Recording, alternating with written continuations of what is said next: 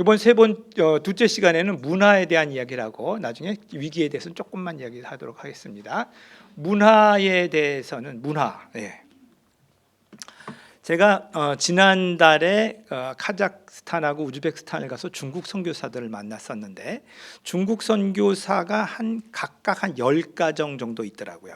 그래서 이제 같이 만나서 이야기하면서 뭐가 어려우냐 이런 얘기를 하는데, 지금 중국 선교사들의 중국인 선교사죠. 중국에서 온 중국 교회가 파송한 선교사들의 문제는 너무 젊을 때 20대 초반에 중국은 이제 좀 일찍 결혼하거든요. 그래서 이제 20대 초반에 결혼하고 이렇게 신혼부부가 갔었는데 애들이 이제 커서 사춘기가 되니까 사춘기 애들을 어떻게 가르쳐야 하느냐 배워본 적이 없다는 거예요. 그 문제, 그다음에 애들을 어떻게 대학을 보내냐 요거 갖고 고민하고 있더라고요.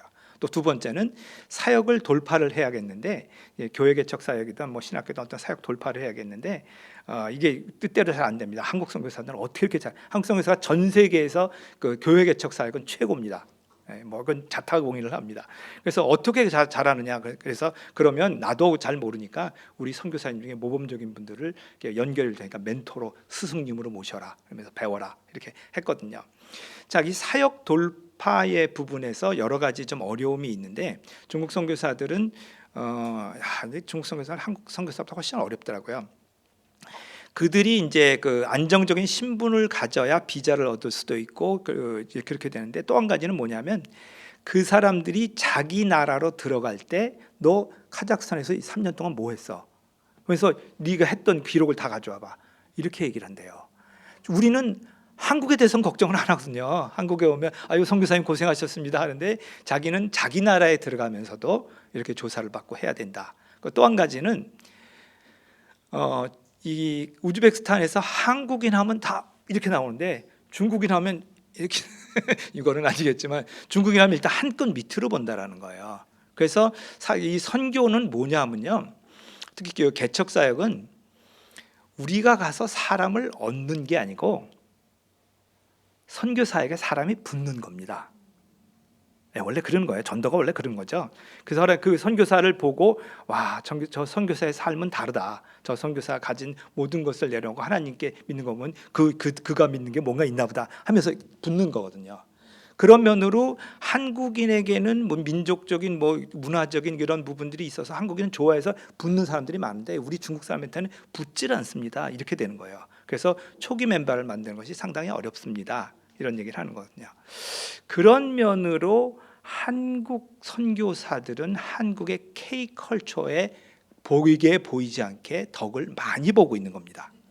그런 거예요. 제가 선교를 시작할 때만 해도 선교지에서 한글을 가르치면서 사람을 모은다? 이건 상상도 못했어요. 얼마나 미국 사람들 지네 나라에서는 별 볼 일 없는 친구가 영어 가르친다고 말이야 그 비싼 강사비 받고 있는 거 보면 얼마나 배가 아팠든지. 그런데 이제 우리도 선교지에 가서 한글을 가르친다는 것으로 사람을 모을 수 있는 시대가 왔습니다. 이것이 뭐예요? 문화의 힘입니다. 문화의 힘은 돈의 힘보다 훨씬 큽니다. 훨씬 커요. 사람과의 접촉, 또 그들에 대한 존경, 이런 것들이 있기 때문에 문화의 힘은 굉장히 크다는 거죠. 물론 문화라는 것은 엄청나게 이제 넓은 개념이죠. 그래서 오늘은 여러분들이 타 문화에 간다라는 것이 어떤 의미인지, 무엇을 준비해야 되는지 그런 부분만 보겠습니다. 우리 선교사 훈련을 하면 이 문화에 대한 부분만 한 9시간 이 정도 강의를 합니다. 문화가 어떻게 되고 무엇을 준비해야 되고 그런 건데, 이거에 가장 엑기스만 좀 이야기하도록 하겠습니다. 자, 그렇게 본다면 문화라는 것은 문화의 빙산 모델이다라고 할 정도로 문화가 나와 돌출되어 있는 부분은 아주 작은 부분. 뭐가 돌출되어 보이죠? 행동이 돌출되어 보입니다.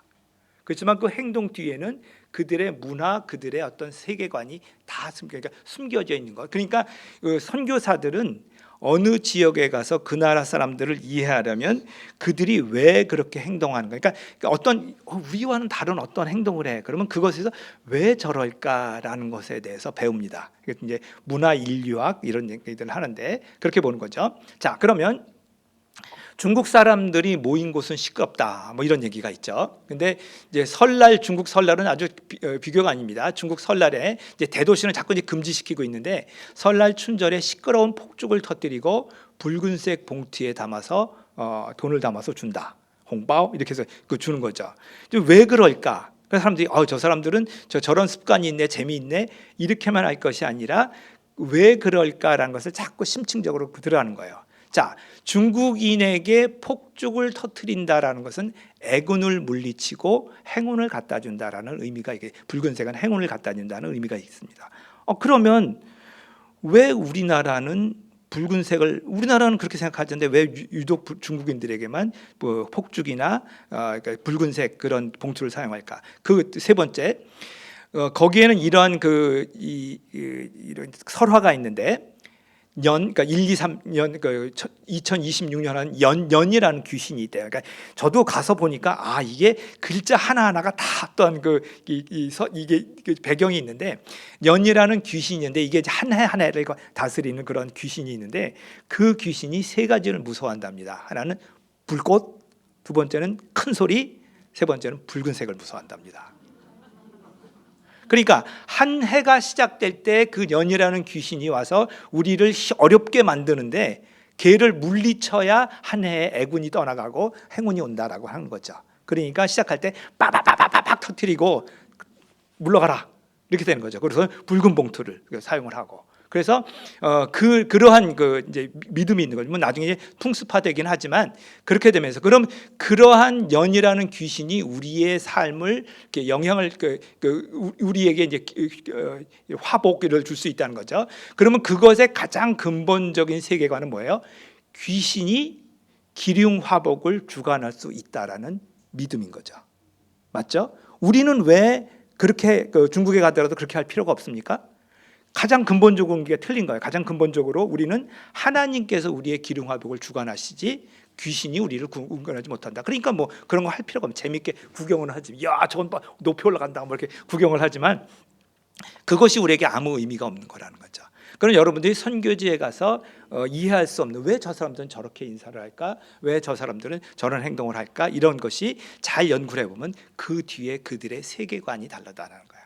가장 근본적인 이런 것들을 이제 근본적으로 이해하는, 이제 공부하는 것은 이제 문화 인류학인데, 그래서 문화 인류학은 원래 이제 비기독교적인 그런 세상 학문이었지만 선교에서 문화 인류학을 받아들이면서 서로 발전한 부분들이 있습니다. 그래서 그런 면으로 문화에 대해서 여러분들이 이해를 좀 하시고 그쪽에 좀 공부를 하시기 바랍니다. 저는 그런 이론적인 것을 많이 공부하시기보다는 여러분이 가시는 지역의 그들의 나라에 대한 습관, 그들의 그 문화에 대한 이해, 그다음에 저는 되게 이렇게 권하는데 20개 문장을 외우고 가라 이렇게 얘기를 합니다. 그러니까 무슨 문장을 언어를 배울 때 어디까지 배우는가 헷갈리니까 차라리 뭐 문법 뭐 이런 거 사실 어느 세월에 그걸 배웁니까? 그러면 준비하는 사람이 문장 20개를 고르는 거예요. 뭐 예를 들어서 여러분들 해외 나가실 때 필수 언어 3가지 아십니까?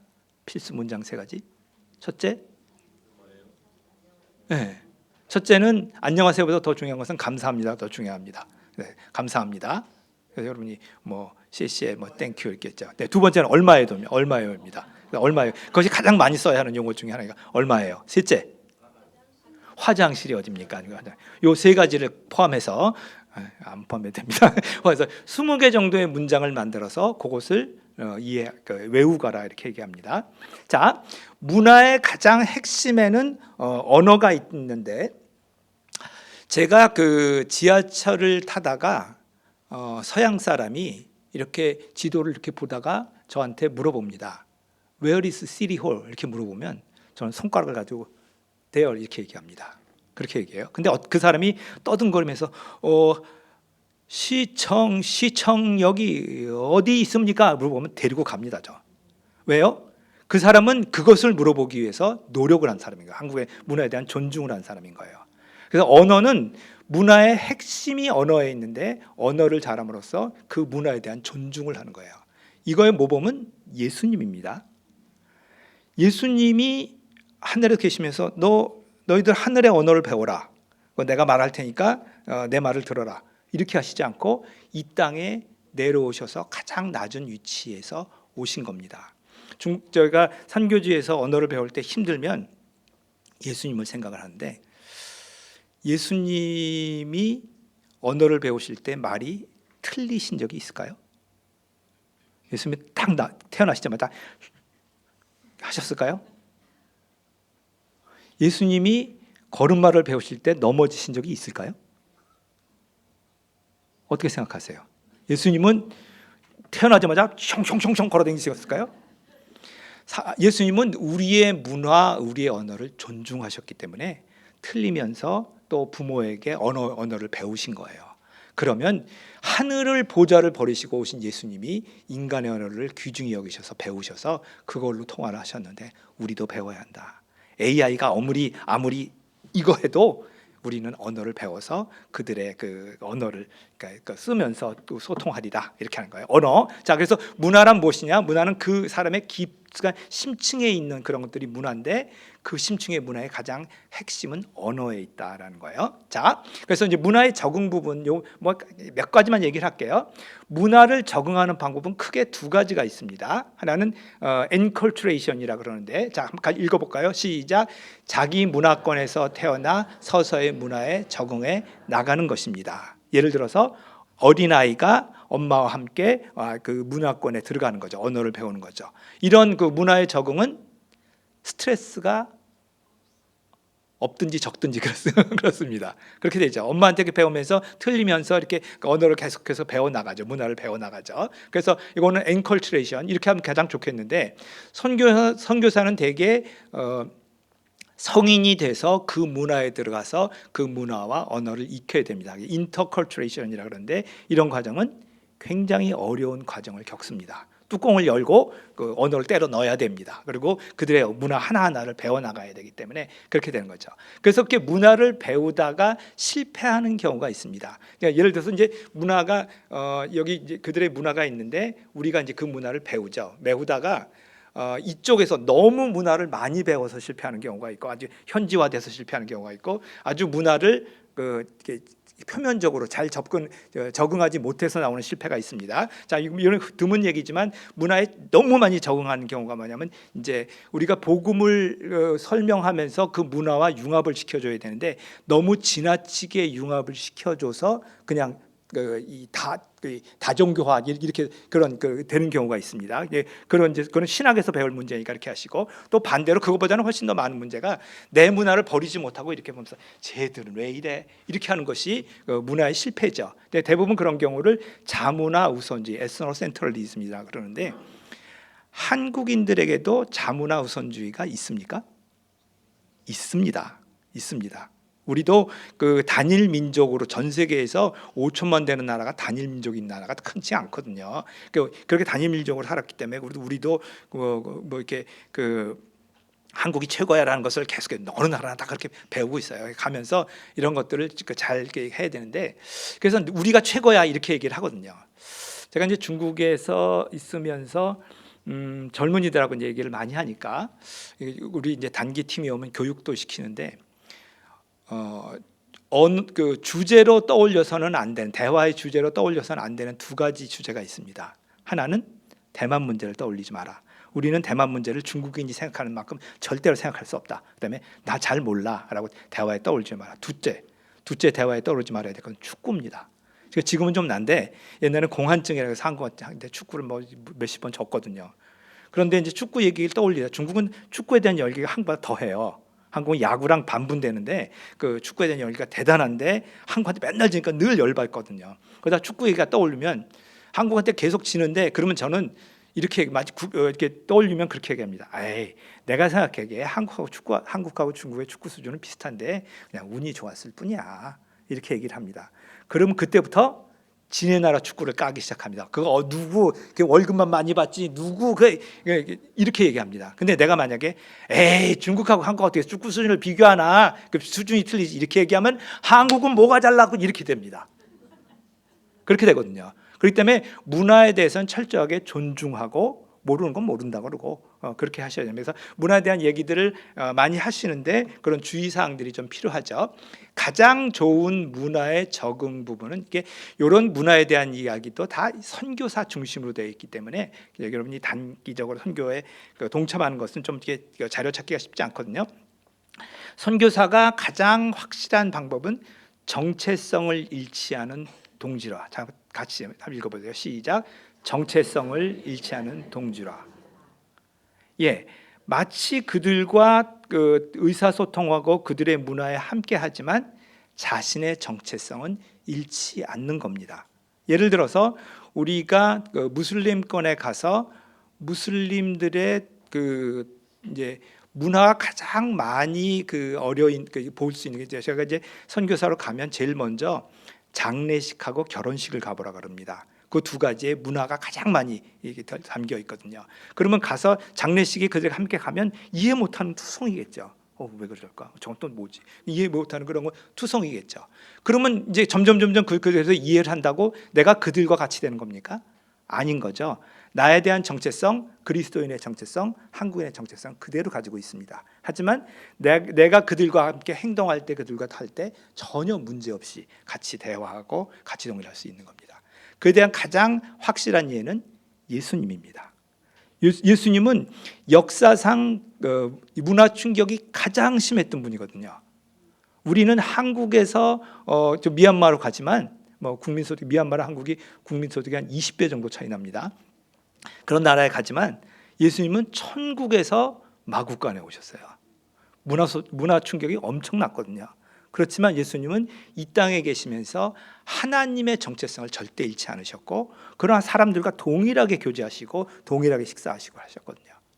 그런 면으로 선교사 혹은 여러분이 선교 여행을 가시면서 우리가 해야 되는 최종적인 목표는 정체성을 잃지 않는 동지라. 겉으로 보기에는 잘 지내는데 그다음에 정체성을 잃지는 않는다라는 거죠. 자, 그런 면으로 이제 문화 얘기할 때는 문화 충격에 대한 이야기를 하죠. 문화 충격은 대개 이것도 이제 선교사를 중심으로 돼서 그러는데 네 가지의 단계가 있다고 합니다. 첫째는 허니문 단계. 대개 선교사에 가서 1, 2개월. 와, 이렇게 싸. 와, 이거 되게 맛있네. 보면서 그 시장에 가서 이렇게 보면서 너무 재밌고, 또 학교를 보내고 그런 것도 배웠냐. 그래서 굉장히 재미있고 신기해하는 그런 기간이 1, 2개월 정도 갑니다. 물론 많이 방문했으면 그보다 또 짧을 수 있겠죠.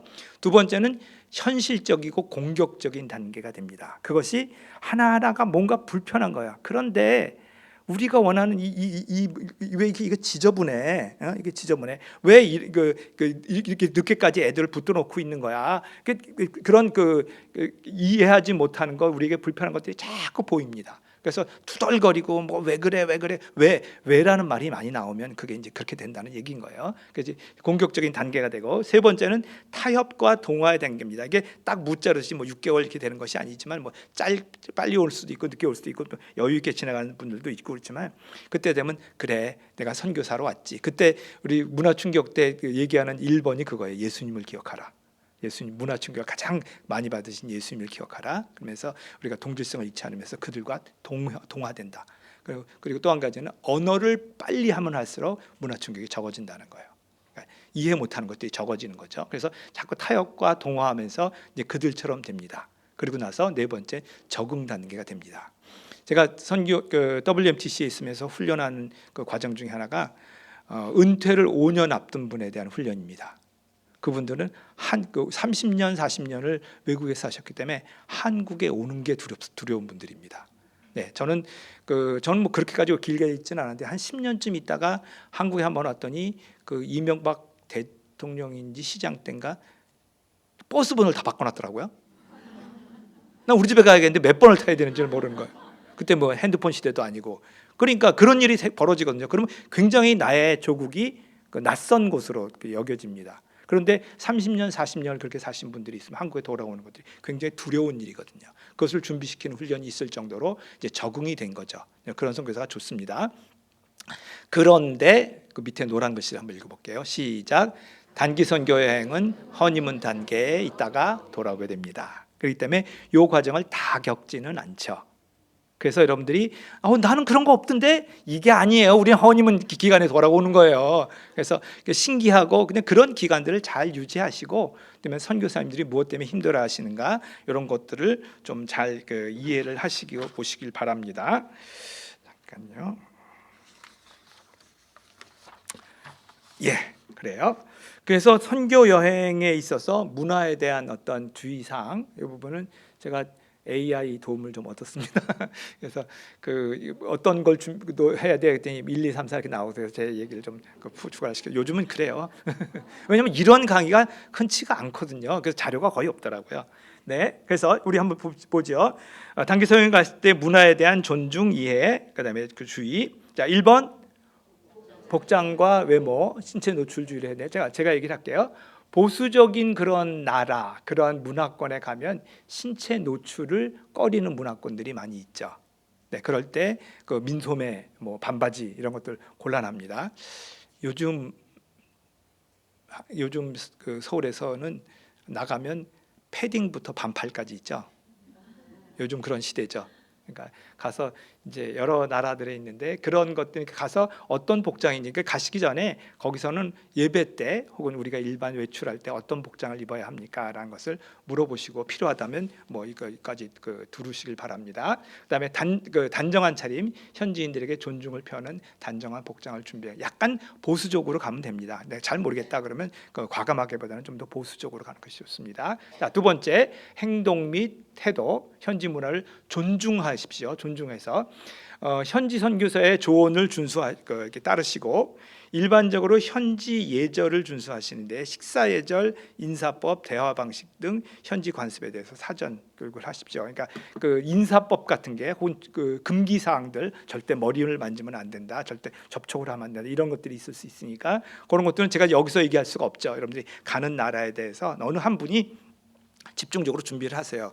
준비를 하시는데 인터넷에 나와 있는 것을 100% 믿으시면 안 됩니다. 인터넷에 나와 있고 그 옛날인 것도 있고 우리가 인터넷은 재미있게 하기 위해서 하는 게 많기 때문에 자료를 조사하는데 우리가 이걸 교육하려고 하는데 선교사님 이것이 맞습니까? 라고 반드시 물어보시고 그거를 해서 대답을 받고 한 분이 준비하면 좋겠습니다. 그다음에 현지인과의 배려, 우리가 거기서 문제를 일으키면 그 몫을 현지 선교사들이 다 지게 되는 거죠.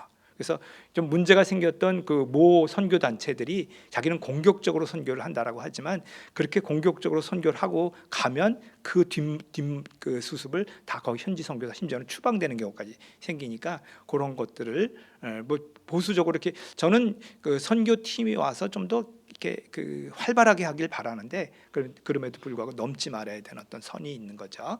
네, 그런 부분들. 자, 그다음에 세 번째, 안전 및 보안 문제, 특히 종교적, 정치적으로 민감한 지역이 있죠. 대개 이제 이런 핍박이라든지 그런 어려움은 사회적인 부분이 있고 이제 법적인 부분이 있습니다. 제가 있었던 중국 같은 경우에는 사회적으로는 기독교를 환영하는 편인데 법적인 제약이 있습니다. 그럴 경우에는 어떻게 법적인 제약을 피해가면서 사람들과 접촉을 하느냐, 뭐 그런 부분이죠. 그 다음에 또 반대로 법적인 제약은 없는데 법적으로는 괜찮은데 실제적으로는 제약이 있는 그런 나라도 있죠. 뭐 이슬람의 약간 개방적인 이슬람 같은 경우는 이렇게 사회적으로는 괜찮은데 뭐 전도하거나 이렇게 기독교인이라는 게 괜찮은데 실제적으로는 사람들이 나는 무슬림이기 때문에 뭐 이렇게 해서 하기도 하고 공격을 하기도 하고 그런 경우죠. 뭐 예를 들면 뭐 튀르키예 뭐 이런 나라들이 법적으로는 그런데 실제적으로는 문제가 있는 거죠. 그렇게 둘 다 있는 경우도 있고 뭐 아주 이제 뭐 일본이나 서구처럼 완전히 개방적인 데도 있고 그러니까 그런 것들을 잘 이해하시고 종교적으로 정치적으로 어떤 민감한 지역 그런 데는 위험 지역에 대한 활동을 좀 자제해 주시고 시선을 끄는 행동, 대규모 이동, 큰 소리로 찬양, 단체 티셔츠 이렇게 단체 티. 저 한국어로 해도 모를까? 요즘은 아는 사람들이 많이 있어요. 한국어 보는 사람들이 많이 있고 그렇게 단체 티셔츠를 우리들은 저는 그 선교지에 있을 때 보면 저게 단기 선교팀이 아니라 금방 알거든요. 이제 그렇게 하지 않는 것이 좋죠. 현지인들은 그거보다는 덜 한다 치더라도 눈에 띄지 않는 것, 사역 표출 제한, 공공장소에 십자가 목걸이를 해도 되느냐 이런 것들도 확인을 하시고 성경 구절이 적힌 옷들, 뭐 거기다 더 과감하게 영어로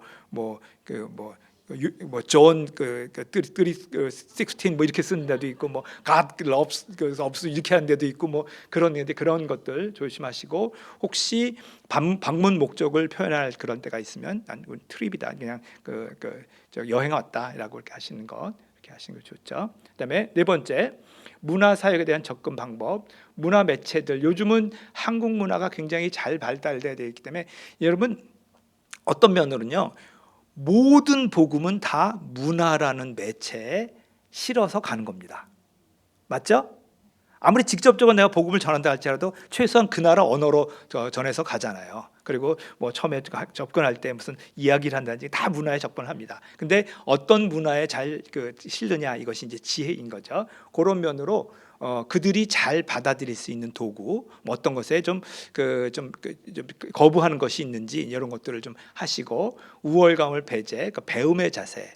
나는 잘 몰라. 그렇게 고맙습니다. 하고 그런 배움의 자세. 그러면 이제 현지인들이 우리를 만나고 나서도 참 예의 바른 사람들이다. 일단 그 세계 공통 언어들이 좀 있거든요. 그런 것이 이제 겸손 같은 것들이 공통 언어입니다. 어느 문화권에서도 겸손한 사람들에 대해서는 공통적으로 존중을 합니다. 자, 사전 준비 아까 말한 대로 문화를 어느 한 분이 계속 꼭 준비를 하시고 또 여유 시간에 가능한 한 현지인들과 의사소통. 이것이 제가 딱 보면서 제가 준비 잘 된 팀이구나, 준비가 잘 안 된 팀이구나 금방 알 수 있는 것 중에 하나가 그거예요. 그러니까 이제 어떤 프로그램 같은 거는 잘 준비해서 다 뭐 이렇게 다 했어요. 다 끝나고 나서 딱 돌아서 전부 핸드폰 하고 있다. 이건 준비가 잘 안 된 팀이에요. 자, 가서는 그 사람들 앞에서는, 그러니까 숙소에서를 제외하고는 핸드폰 아직 꺼내지도 마세요. 핸드폰을 꺼내는 만큼 그 사람들과는 거리감이 생깁니다. 그렇게 생기니까, 그래서 그 여유 시간에 현지인들과 가능한 의사소통. 요즘은요, 제가 작년에 일본에 갔었는데 어느 그 교회 이제 우리 활동이 끝나고 어느 집사님하고 우리 청년하고 1시간 동안 얘기를 하고 있더라고요. 그래서 야, 너 일본어 그렇게 잘하니? 아니요. 요즘은 앱도 이렇게 하고 이렇게 보여주더라고. 이렇게 뒤집어서 이렇게 해서 보여주고 그거 하고 1시간 대화하더라고요. 요즘 충분히 가능합니다. 뭐 선교사들이 뭐 간증 설교할 정도의 언어는 아니지만 충분히 의사소통할 수 있습니다. 그래서 그런 식으로 최대한 우리가 노력을 해서 그건 핸드폰을 사용하는 건가? 그런 데 사용해야 됩니다. 이거. 네. 네, 그러니까 하고 아까 말씀드린 필수 언어를 한 사람과 하지 않은 사람은 그 문화에 대한 존중의 수준이 틀립니다. 그런 부분을 언어를 짧게라도 꼭 하시길 바랍니다. 이 정도 하시고, 위기 관리는 제가 5분만 하고 질문 좀 받을 수 있는 시간이 있었으면 좋겠습니다. 마태복음 10장 예수님께서 그 제자들을 전도하러 보내실 때 주신 말씀입니다. 같이 읽게요. 시작. 보라, 내가 너희를 보냄이 양을 이리 가운데 보낸 것 같도다. 그러므로 너희는 뱀같이 지혜롭고 비둘기같이 순종하라.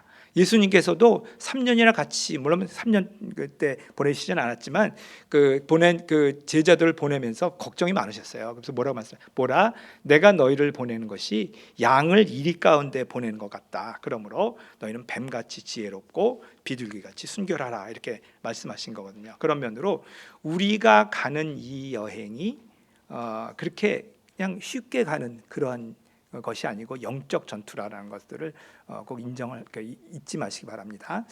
제가 이제 선교사 나가기 전에 태국을 한번 단기 선교 이제 인솔을 해서 왔었는데, 참 그 선교사님 지금도 얘기를 해요. 그 팀 참 잘했다고 이렇게 얘기를 해요.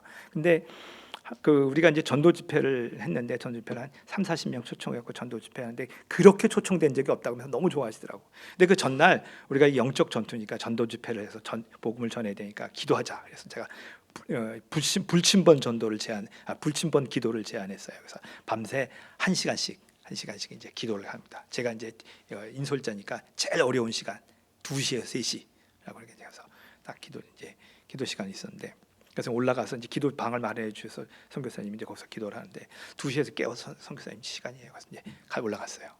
딱 갔는데 이 조그만 방이에요. 저기 창문이 있고 그런데 기도를 딱 하려고 했더니 저 창문이 열린 게 이렇게 굉장히 신경이 쓰이는 거예요. 제가 군대에서 보초를 많이 쓰는 그런 부대였었는데, 보초 쓰는데 옆에 무덤이 있거든요.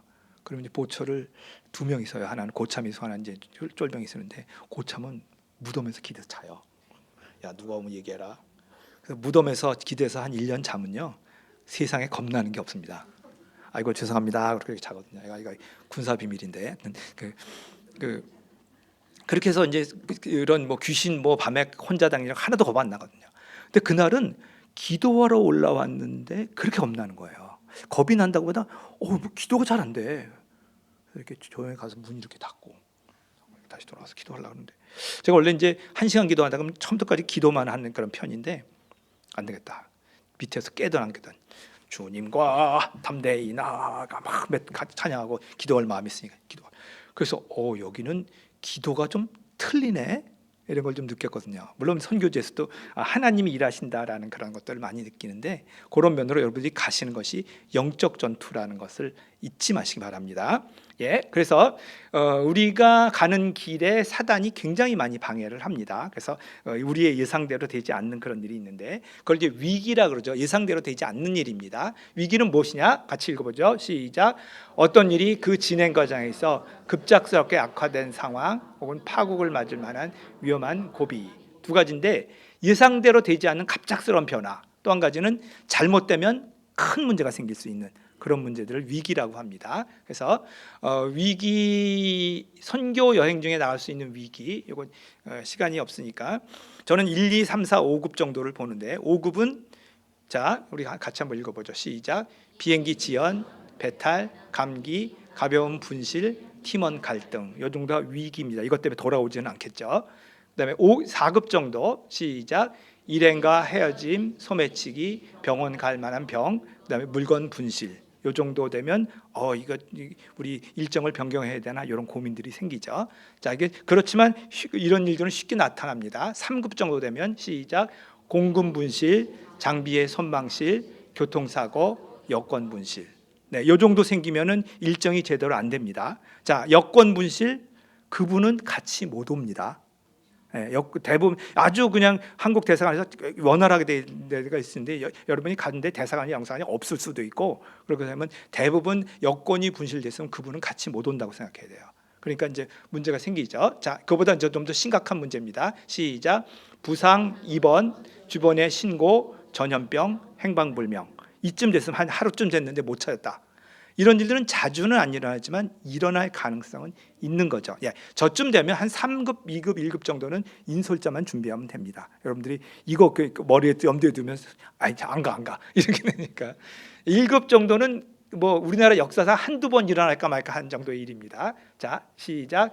납치, 인질, 팀원 사망, 선교사 체포, 이런 거. 저 정도인데, 납치 인질은 우리나라가 선교 여행을 수만 번 갔었을 겁니다. 그중에서 딱 한 번 생긴 겁니다. 그 정도로 흔한 일은 아닙니다. 그건 갔는데 거기서 팀원이 사망했다. 사망할 분은 안 데려가야 되죠. 근데 뭐 그런 일들, 거기서 선교사가 체포됐다. 그러면 우리는 어떻게 되냐? 이런 문제들이 생길 수 있죠. 저런 일들은 흔히 생기는 일은 아닙니다.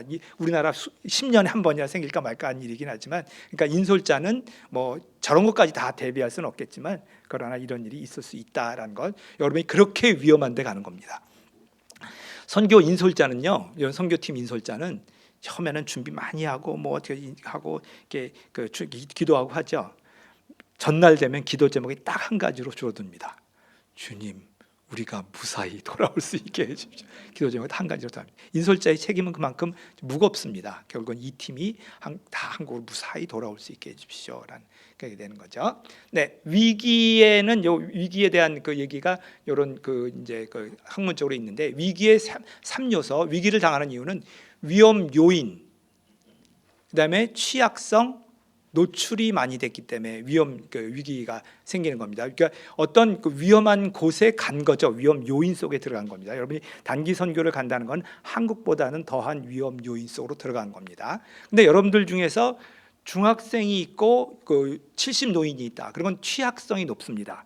이거 중학생에 맞춰야 될지 70 노인에 맞춰야 될지, 취약성이 우리가 가지고 있는 내부적인 취약성이죠. 그것이 얼마나 사람들에게 노출되어 있느냐라는 거예요. 조심해서 행동하지 않고 막 노출해서 행동. 쟤네들 돈 있나 보다. 돈 쓰는 거 보니까 돈이 뭐 했는데, 이렇게 돈을 다발로 꺼내 갖고 이렇게 채워서 줬다든지, 이렇게 노출된 거죠. 이제 그런 부분들입니다. 그래서 학문적으로는 삼각형을 줄여야 됩니다. 제일 좋은 방법은 점으로 만드는 겁니다. 이런 위험 요인도 없고 위험 요인 한 대 가지도 않고 우리의 취약성을 미리 대비해서 없애고 노출을 줄이는 이런 방법이죠. 그리고 영화 교섭이라는 거 2006년에 아프간 이제 샘물교회 사건이 있었죠. 거기를 보면 위험 요인이 뭐죠? 납치 사건의 위험 요인이 뭘까요? 너무 위험한 곳에 갔습니다. 반군이 총을 들고 하는 그런 곳으로 간 거죠. 위험 요인입니다. 그다음에 취약성, 그 상황에 익숙하지 않게 그 현지 사람들을 그 가이드로 쓰고 현지 사람을 기사로 쓰고, 그리고 우리로서도 굉장히 취약성이 높았고, 그 다음에 한국인들이 이 버스를 대절해서 간다라는 그런 노출 부분들이 있었죠. 물론 뭐 그런 것이 이런 게 다 문제가 생기는 것은 아니지만 그런 것들이 생기면 그만큼 위험 부담이 커진다라는 얘기입니다. 자, 이것만 읽고 제가 마칠게요. 첫째, 위기의 큰 원인은 시간, 정보, 자원의 부족이다. 조기 2km 가면 반군이 총 들고 서 있어 라고 알면 그런 일 당할 사람이 어디 있어요. 그렇죠? 저런 것 때문에 생기기 때문에 많은 준비, 많은 정보를 가지고 있다는 것은 위기를 피할 가능성이 많다라는 얘기입니다. 그러나 선교지는 위험을 100% 피할 방법은 없습니다. 두 번째, 같이 읽게요. 시작. 위기는 개인 공동체적 주관적으로 느끼고 반응한다. 같은 위기를 할지라도 개인적으로 느끼는 것은 굉장히 다를 수 있다라는 거예요. 예를 들어서 한 사람을 잊어버려서 3시간 동안 못 찾고 다 흩어져서 찾았다. 그래서 겨우 찾았다. 휴, 그러면 어떤 사람은 에이 뭐 그럴 수도 있지. 아이 찾아서 다행이다. 이렇게 하고 대수롭게 생각하는 사람이 있지만 아주 공황장애가 오시는 분도 있을 겁니다. 개인적으로 느끼는 것은 틀려요. 그러면 인솔자는 그 개인적으로 느끼는 충격에 따라서 대처해야 합니다. 세 번째, 시작. 재물 손실은 1급, 마음을 잃는 것은 2급 문제이지만 건강을 잃는 것은 1급 문제이다. 저는 선교지에 있을 때 우리 단기 선교사들 이 얘기를 많이 하는데, 재물 손실을 2급으로 가져가지 마라. 재물 손실이 누가 소매치기를 당했는데 에이 이 민족들 이건 정말 쓰레기 같은 민족이야, 이렇게 가지 마라. 우리가 전도해야 될 사람들이다. 그리고 마음을 잃는 것까지 좋은데 그것이 건강을 잃는 데까지, 그래서 화가 나고 같이 싸웠다, 그러면 이제 건강을 잃는 거예요. 그렇기 때문에 그 1급 문제를 2급으로 가져가지 말고 2급 문제를 3급으로 안 되죠. 상급 문제, 3급 문제입니다. 죄송합니다. 상급 문제를 2급으로 가져가지 말고 2급 문제를 1급으로 가져가지 마라 하는 거죠. 하인리 법칙이라는 걸 여러분들 들어보셨을지 모르겠는데, 어떤 큰 문제가 있기 전에 유사한 29번의 사고가 난답니다. 그리고 그런 것을 예비견할 수 있는 300번의 문제가 생긴답니다. 그래서 뭐 큰 화재가 났다 그러면 그 주변 건물에 작은 화재들이 난다든지 뭐 문제들이, 그래서 그런 분들이 있기 때문에 저런 때 지혜로운 사람들은 300번 때 29번째 그런 것을 조심한다, 이런 얘기인 거죠. 자, 그다음 같이 읽죠. 시작. 위기의 회피가 목적이 아니다. 활동하지 않으면 위기도 없다. 네, 위기를 피하는 것이 목적이면 안 가는 게 제일 좋은 방법입니다. 그럴 수는 없는 거죠. 위기를 어느 정도 각오하고 가야 하지만 그것을 어떻게 해결하느냐라는 준비를 하라는 겁니다. 자, 마지막, 가능한 한 팀원은 계획대로 진행되는 일 대부분을 맡고 인솔자는 점검하고 의외의 사항을 대비한다. 자, 다시 처음 얘기를 드리면, 인솔자가 의외의 사항을 대비하게 하기 위해서 인솔자는 한가하게 해줘야 된다는 거예요. 인솔자가 아유 저분은 좀 목사님 하는 일도 없어, 하는 일이 없어야 됩니다. 그래서 저런 문제가 생겼을 때 나설 수 있도록 됩니다. 네, 이 정도면 될 것 같습니다. 그 뒤에 보면 케이스 스터디가 있어요. 그래서 케이스 스터디에 실제 단기 선교에서 일어날 수 있는 문제의 케이스 정도를 놨습니다. 팀원 분실, 열차 투쟁, 여권 실종, 사자성어예요. 저게 다 감염 환자, 교통사고, 재정 부족, 의료봉사. 이런 일들은 실제로 단기 선교에 있을 수 있으니까 여러분들이 팀 내에서 시간이 있으실 때 이런 것들에 한두 개 정도를 하시기 바랍니다. 인솔자는 이거보다 좀 더 심각한 문제들을 스터디를 합니다. 네, 여기까지입니다.